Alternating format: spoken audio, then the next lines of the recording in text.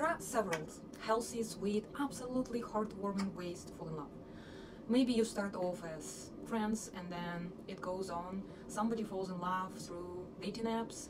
Somebody falls in love in a library or in a coffee shop, meeting a stranger, and it starts off really fast and progresses really fast.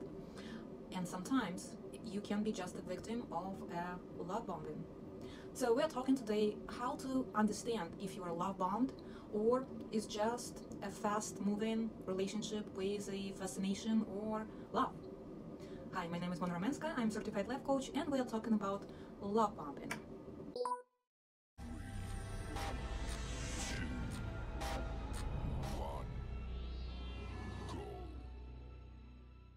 Psychologists have identified love bombing as a possible part of psychological abuse and have warned against it.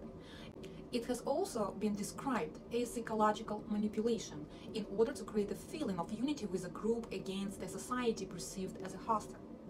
In 2011, clinical psychologist Oliver James advocated love bombing in his book, Love Bombing: Reset Your Child's Emotional Thermostat, as a means of parents to rectify emotional problems in their children. Love bombing is characterized by excessive attention, admiration, and affection with the goal to make the recipient feel dependent and obligated to that person.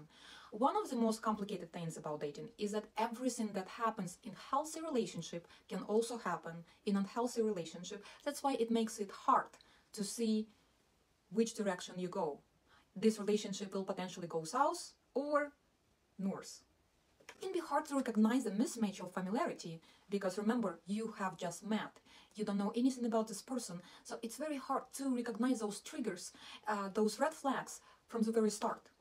But if somebody is telling you right away that you are my soulmate, you are so special, I have never met anybody like you, and this person actually doesn't know who you are, you didn't give a chance to represent yourself as a true you, then this person doesn't really see you as somebody special. This person projects his expectations of the potential, how you can be or ought to be for him just because he fantasizes about you. What makes love bombing so confusing for the recipient is that at first it actually feels really good. Thanks to all the dopamine and endorphins boost, you feel special, needed, loved, valuable, validated, beautiful. Everything that all these components are contributed to self-esteem. And especially if you just came out of a relationship where you felt being not validated or taken for granted, that boost of self-esteem is so much wanted, so much needed, and finally you meet somebody who starts appreciating you for who you are. But again, this person didn't have a chance to find out who you really are. So for a while, everything seems beyond perfect, like hello, all the validation and affirmation you ever wanted. But later down the line, after the love bomber has gained your trust, the cunning manipulation and abuse begin. Just like a switch. This person who once made you feel like royalty starts belittling you, controlling you, and devalue you. So one more time, what is love bombing? Love bombing is manipulative dating tactic used by narcissists and abusers.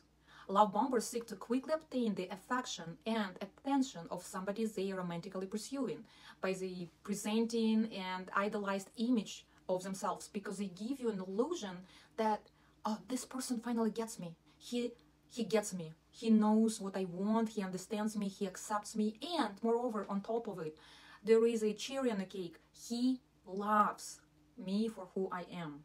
Bombing first wasn't coined by psychologists. It's a behavior that actually started among famous cult leaders. Members of the Unification Church of the United States, a notorious cult better known as the Moonies, love bombed new results to encourage them to join their fellowship. Other narcissist cult leaders, just like Jim Jones and David Koresh, used a similar method of excessive positive reinforcement in order to manipulate feelings of intense unity and loyalty. So what are some signs of love bombing that you would want to look for? Well, first of all, dating a love bomber isn't going to look exactly the same. There is no specific algorithm that you can recognize, aha, he does this, it means that, or he does that, it means that. Some people can really admire you quickly, or they can adore the way you look or your personality or your charm, so they can pour on you a lot of compliments, which doesn't mean necessarily that it's a sign of love bombing. But if we are talking about grandiose, very specific ways of giving compliments, an exaggeration of the reality, for example, somebody can say right away, I have never met anyone more beautiful than you. Could be true, right? If this person was in prison for 20 years. But other than that, this is a little excessive, right? Or somebody can say, I have never felt so good with anybody, and this is your second date. I have never opened up so much to anybody. You make me feel safe to be vulnerable with you. That is also an exaggeration. It doesn't sound like a true statement, isn't it? Even though it feels good to hear that. So there are some other signs and indications of that somebody is love bombing you. Besides this extraordinary complimentary, it also can be too much of the texting or checking on you. Phrases, I just want to check on you and to know how your day goes, or what you do, because I want to get to know you better. And if they check in every once in a while, it's nice and cute. Constantly checking, where are you, or asking what you're doing, who you are with. That is definitely a sign of love bombing. Cautious if things really feel intense and too soon. If they mention that they're soulmate or twin flame too early on. It's you and me forever. Isn't it serendipitous the way we met? And I feel I know you from my past life. Phrases like that.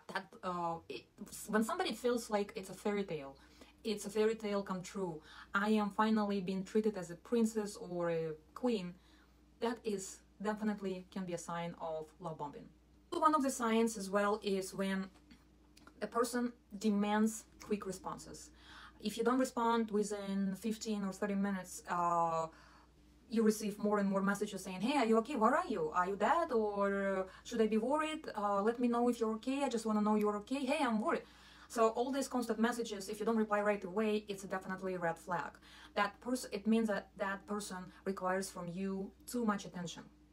Also, love bombers are used to ask you for commitment in a very early stages of relationship. Also be careful about that. You don't know each other. You just want to get to know each other. You need some time to get to know each other before you start committing. And one of another signs is that the person who is love bombing, just like narcissists or abusers, would want to isolate you from your family or friends. So they will show maybe in a passive aggression or directly that they are unhappy if you choose, instead of spending time with them, to spend time with your friends, that you have other plans than spending time with him. And they feel upset or disappointed or hurt that you don't like to spend time with them and you choose somebody else. That is definitely a red flag of love bombing you. Besides that, it's a very expensive or extraordinary, extravagant gifts or trips, something that a regular person would never do in early stages of relationship. And it could remind you of Christian Grey from 50 Shades of Grey, where being a narcissists tend to be very materialistic. So when they do gifts, they like to do those poshy, luxurious gifts or brands that can swipe off your feet. And once you are disoriented, once you're distracted, shocked with that type of attention, you can't clearly see red flags. So that's the idea of love bombing, just to disorient you. Why is love bombing so dangerous? Love bombing can be incredibly detrimental to your mental health because it's a form of emotional abuse.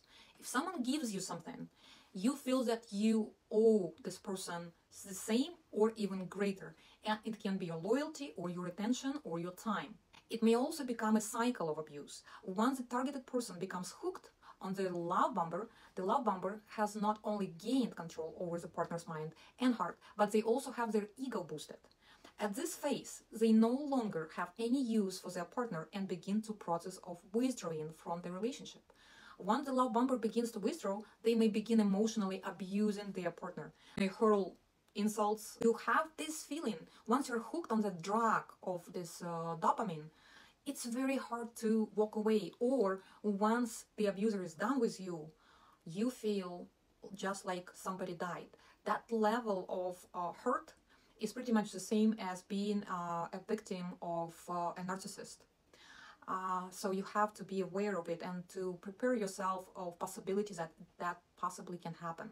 Once you see yourself or recognize the signs of love bombing, that you've been love bombed, the first thing you do is, besides recognition, is you withdraw yourself from those, you remove yourself from those relationships, or at least if it's just too early to say. If your relationship just started but it feels intense, it feels a little off, it feels weird, it feels very new, then you have to have this conversation, setting your own boundaries with a person and ask him, hey, I see it's a little too much for me, or a little too intense. Could we move a little slower on this? And then to hear the reply, because a lot of love bombers could say, yes, I agree with you, we should move slowly. But then they still insist of, but can I see you tonight? Or can I see you this weekend? I really prepared a great, amazing yacht for us or something. And it's getting harder and harder to say no to this person. So be aware that actions really correspond to conversation, and you have to have this conversation on early on, what is okay for you and what is not okay for you as your boundaries. I hope this video was useful for you, and put likes and comments, and thank you for watching. I'll see you next time. So let it hurt.